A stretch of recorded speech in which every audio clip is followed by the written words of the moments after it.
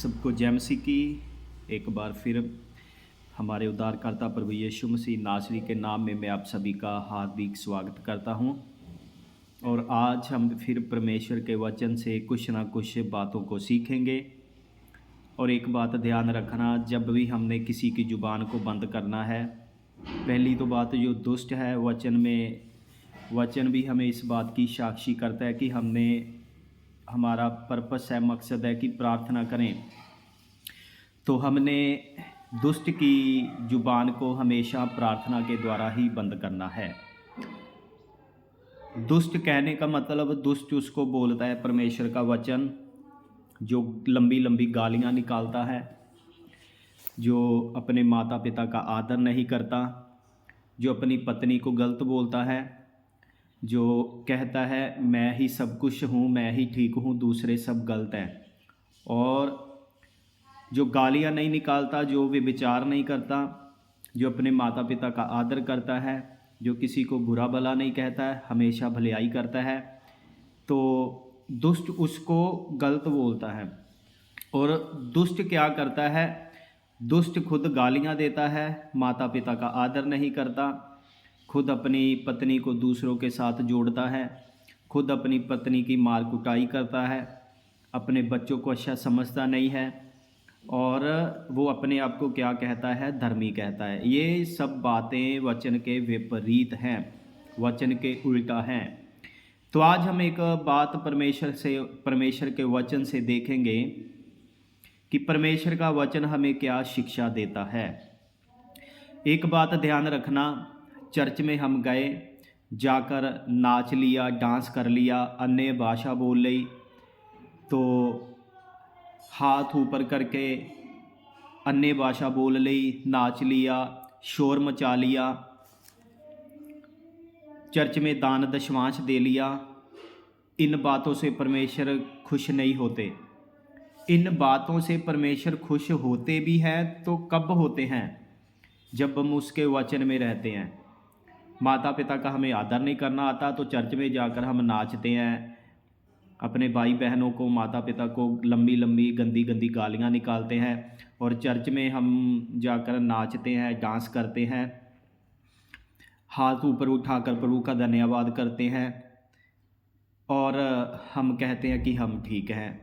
तो हमने परमेश्वर के वचन से देखना है, परमेश्वर का वचन हमें क्या शिक्षा देता है, कि परमेश्वर का वचन मुझे ठीक बोल भी रहा है कि नहीं बोल रहा है। अगर मैं चर्च में गया, मेरे हाथ उठाने का मकसद, प्रार्थना करने का मकसद, दान दशमांश देने का मकसद, अन्य भाषा बोलने का मकसद, इसका मूल्य कब पड़ेगा? जब मैं अपने माता पिता का आदर करूँगा, जब मैं अपने भाई बहन का आदर करूँगा। हालेलुया।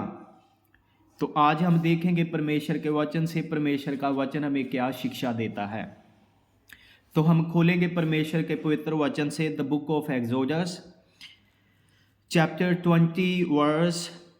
मैं पढ़ूंगा नहीं, आप पढ़ लेना, क्योंकि अगर मैं पढ़ूंगा तो सभी वर्सेस को, आयतों को पढ़ूंगा, प्रचार काफ़ी लंबा हो जाएगा, क्योंकि मैं लंबा प्रचार करके लेंथी प्रचार करना नहीं चाहूँगा, क्योंकि आप सब लोग परमेश्वर के वचन को जानने वाले लोग हैं, समझने वाले लोग हैं। और कृपया ये आयतें, ये रेफरेंसेस मैं आपको बोल के बताऊंगा, तो इनको आप लिख लीजिए और परमेश्वर के वचन से इनको जानने की कोशिश करना, समझने की कोशिश करना। जब हम द बुक ऑफ एक्सोडस, निर्गमन की पुस्तक, उसका 20 अध्याय, उसकी 1 आयत से लेके 26 आयत तक हम पढ़ते हैं, तो इन 26 आयतों में आपको बहुत कुछ सीखने को मिलेगा। तो इसका जब हम हेडिंग पढ़ते हैं तो वहाँ पे लिखा हुआ है द 10 कमांडमेंट्स। ये परमेश्वर का वो दास था जिससे परमेश्वर ने फेस टू फेस, आमनो सामने बात की। मोसेस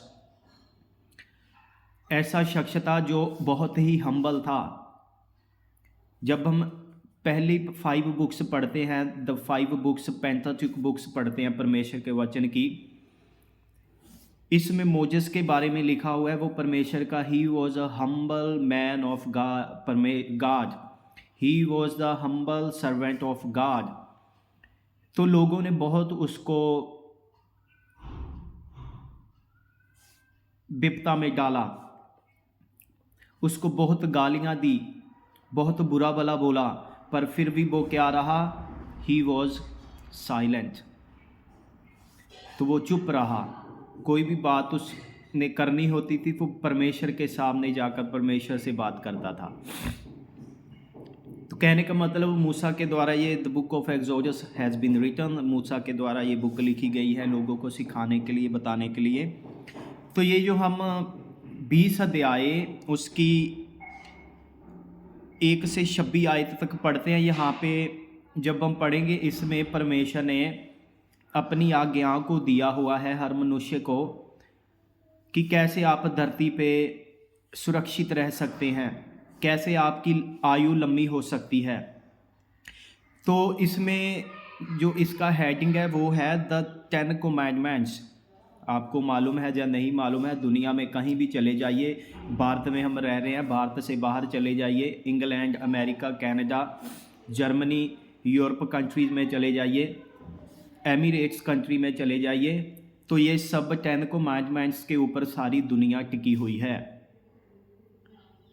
जब हम इन 10 कमांडमेंट्स को पढ़ते हैं तो इन 10 कमांडमेंट्स को हम 2 भागों में बांट सकते हैं। पहले मैं ये बताना चाहता हूँ कि कृपया आप रेफरेंसेस लिख लीजिए। द बुक ऑफ एक्सोडस, निर्गमन की पुस्तक, उसका 20 अध्याय 1 से 26 तक आप पढ़ना चाहते हैं तो पढ़ सकते हैं। पर इसमें जो 10 आज्ञाएं परमेश्वर ने मूसा को दी कि तू जाकर उस प्रजा को, जिस प्रजा को मैं मिस्र से बाहर लेके आया हूँ, अपने इज़राइलाइट लोगों को, और वो प्रजा जिसको आज के समय में हम कलीसिया बोल सकते हैं, हम प्रभु की कलीसिया है, चर्च है, ये मेरा शरीर is the temple of God, परमेश्वर का ये चर्च है, परमेश्वर का ये मंदिर है। तो इस ज़िंदगी को परमेश्वर ने, पास्ट ज़िंदगी से जब मैं बुराई करता था, गालियाँ निकालता था, मैं ये करता था, वो करता था, ऐसा करता था, वैसा करता था, उस ज़िंदगी से परमेश्वर हमें बाहर लेके आया है। तो मिस्र में भी इज़राइलाइट्स लोग ऐसे गुलाम थे, उनके साथ बहुत अन्याय हो रहा था। तो ये रेफरेंसेस आप पढ़ सकते हैं।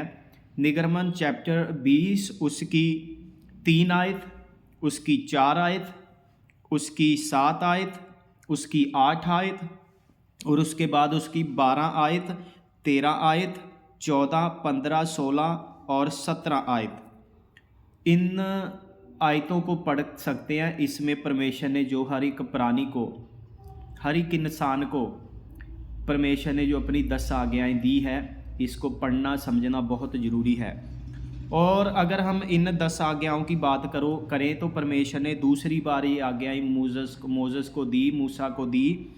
तो इसके बारे में हम पढ़ सकते हैं द बुक ऑफ ड्यूटरोनॉमी, व्यवस्था विवरण, उसका 5 अध्याय, उसकी 7 और 8 आयत, 11 और 12 आयत, 16 से 21 आयत तक आप दूसरी बार जब परमेश्वर ने ये सेम कमांडमेंट्स मूसा को दी, तो ज़्यादा गहराई में नहीं जाएंगे।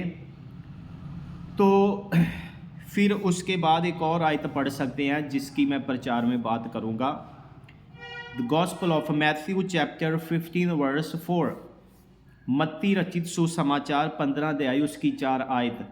ये जो बात यीशु मसीह के मुंह से निकली और यीशु मसीह ने पुराने नियम से ये निर्गमन 20 अध्याय उसकी 12 आयत से कोड करके लोगों को बताया, समझाया।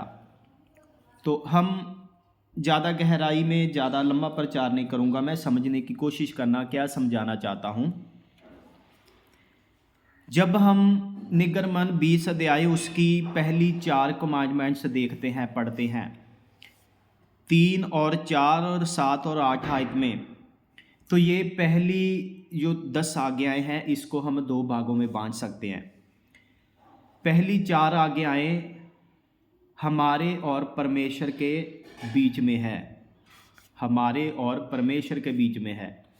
और जब हम 6 से 10 तक आज्ञाएं देखते हैं, वो इस धरती पे रहते हुए हमारे बीच में है, जैसे मैं और दूसरा मनुष्य, मेरे और दूसरे मनुष्यों के बीच में बाकी कमांडमेंट्स हैं।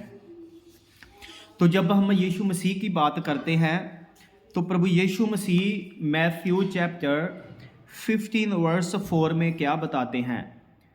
जैसे आपको बताया कि जो 6 से लेकर 10 तक जो कमांडमेंट्स है वो हमारे और हम धरती पे रहते लोगों के बीच में एक दूसरे के बीच में ये बाकी की 6 आज्ञाएं हैं, कमांडमेंट्स हैं, परमेश्वर ने दी है। तो जब हम मैथ्यू चैप्टर 15 वर्स 4 पढ़ते हैं, यीशु मसीह यहाँ क्या कहते हैं।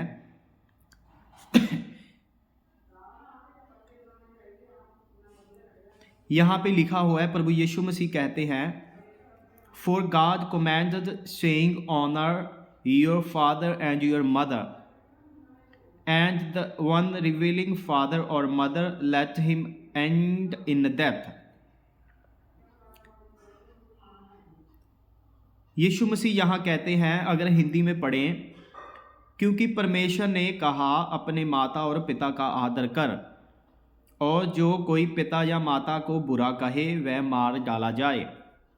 ये पुराने नियम की बात हो रही है, मार डाला जाए। अगर नए नियम की बात करें तो माता पिता अगर कोई उनका बच्चा उनकी डिसरिस्पेक्ट करता है, रिस्पेक्ट नहीं करता, तो वो उसको क्या करते हैं, अगर आज की संसार के हिसाब से देखें, उसको अगर पनिशमेंट देनी होती है उसको या तो वो बेदखल कर देते हैं या उसके ऊपर कोई ना कोई केस कर देते हैं। ये आज के हिसाब से पनिशमेंट ऐसी है बच्चों को, जो बच्चे अपने माता पिता का आदर नहीं करते, ऐसी पनिशमेंट दी जाती है बच्चों को। इंग्लिश में फिर मैं पढ़ूंगा, यहाँ पे लिखा है, for God commanded saying honor your father and your mother, and the one reviling father or mother let him end in death। तो नए नियम में जब हम आते हैं तो यीशु मसीह हमें शिक्षा देते हैं कि आपके लिए सबसे पहली कमांडमेंट क्या है। जो 6 से 10 आयत हमारे बीच में, एक दूसरे के बीच में जो 6 आज्ञाएं परमेश्वर ने हमें दी, उनमें से जो पहली आज्ञा यीशु मसीह वो कहते वो क्या है, honour your father and mother. अगर मैं आज अपने माता पिता की रिस्पेक्ट नहीं करता तो मैं भूल जाऊं परमेश्वर मुझे आशीष देंगे। मेरे पास पैसा बहुत हो सकता है पर ये मेरा दिमाग ख़राब हो सकता है, मुझे नहीं समझ नहीं आएगा मैं क्या बोल रहा हूँ, क्या बक रहा हूँ, मैं क्या किसी को जवाब दे रहा हूँ, किसी को क्या बोल रहा हूँ, तो ये मेरा दिमाग ख़राब हो जाएगा।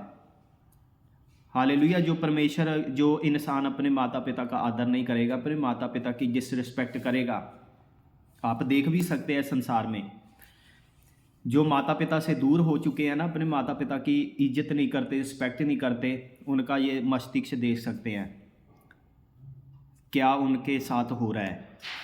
वचन क्यों कहता है हमें कि हमने अपने माता पिता का आदर करना है? क्योंकि माता पिता का आदर हमने इसलिए करना है, हम आज लोग, मैं देख रहा हूँ, मैंने देखा कई लोगों को चर्च में जाते ऐसे ऐसे करके तालियां मारते हैं, खींच खींच के तालियां मारते हैं, हाथ उठाकर ऐसे धन्यवाद देते हैं, ऐसे अपने चेहरे को भी ऐसा बना लेते हैं कि दूसरा देखने वाला भी देखे कि परमेश्वर तो इसमें ही है और किसी में परमेश्वर है ही नहीं। तो हमने क्या करना, अपने माता पिता का आदर करना है। माता पिता का आदर क्यों करना है? परमेश्वर का वचन हमें बताता है कि परमेश्वर को तो हमने देखा नहीं, जिसको हम देख रहे हैं अपने माता पिता को देख रहे हैं, अपने भाई बहन को देख रहे हैं, वो ठीक है, हम उनको गलत बोल रहे हैं। गलत हम खुद हैं। इस संसार की एक कहावत है, बात है, कहते जो संत होता है ना उसको सभी संत ही नज़र आते हैं, और जो चोर होता है, जो डाकू होता है, जो लुटेरा होता है, उसको सभी लुटेरे ही नज़र आते हैं। जो खुद ज़िंदगी में गलत होगा उसको सभी गलत नज़र आएंगे। वो अपने माता पिता को गलत बोलेगा, अपनी पत्नी को भी छोड़ेगा नहीं, जिसके साथ वो अपना टाइम स्पेंड करता है उसको भी गलत बोलेगा, क्योंकि वो खुद चोर है, डाकू है, लुटेरा है ना। वो खुद दुष्ट आत्माओं से भरा हुआ है, उसको दूसरे भी दुष्ट नज़र आएंगे। आज जैसे मैं प्रचार करता हूँ, मेरे पिताजी प्रचार करते हैं, हमारा ये लाइफ का और मिनिस्ट्री में एक्सपीरियंस रहा है। बहुत लोगों ने हमसे सीखा, मैंने अपने पिताजी से सीखा, मेरे पिताजी से भी बहुत लोगों ने सीखा। अगर आज मैं अपने पिता से सीख कर, मेरे पिताजी मेरे स्पिरिचुअल फादर हैं, आत्मिक पिता हैं, उनसे परमेश्वर के वचन का मैंने ज्ञान लिया, शिक्षा ली, अगर उनको कल मैं थोड़ा लाइफ में आगे बढ़ने लग जाऊं तो उनको मैं गलत बोलना शुरू कर दूं, ये पास्चर है कोई इसको पता है, उसको गालियां देने लग जाऊं अपने आत्मिक पिता को, मेरे लिए अच्छी बात होगी?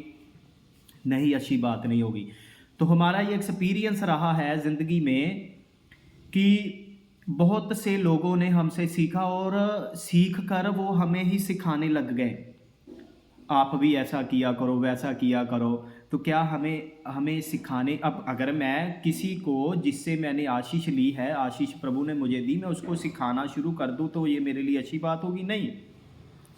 आज परमेश्वर ने ऐसे ऐसे काम किए हैं, हमारे कुछ भाई बहन जिनको परमेश्वर ने इतनी आशीष दी, जो इधर इतने मतलब इतना, कहने का मतलब इतना अच्छा काम नहीं था उनका, प्रेयर की, प्रार्थना की, बाहर चले गए, चर्च से लिंक तोड़ दिया, फ़ोन करना बंद कर दिया, और उल्टा पास्टर को, जिस पास्टर ने प्रेयर की उस पास्टर के आगे पहले मिन्नत कर रहे थे, पास्टर जी मैं बाहर जाना चाहता हूँ, प्रभु मुझे बाहर ले जाएं।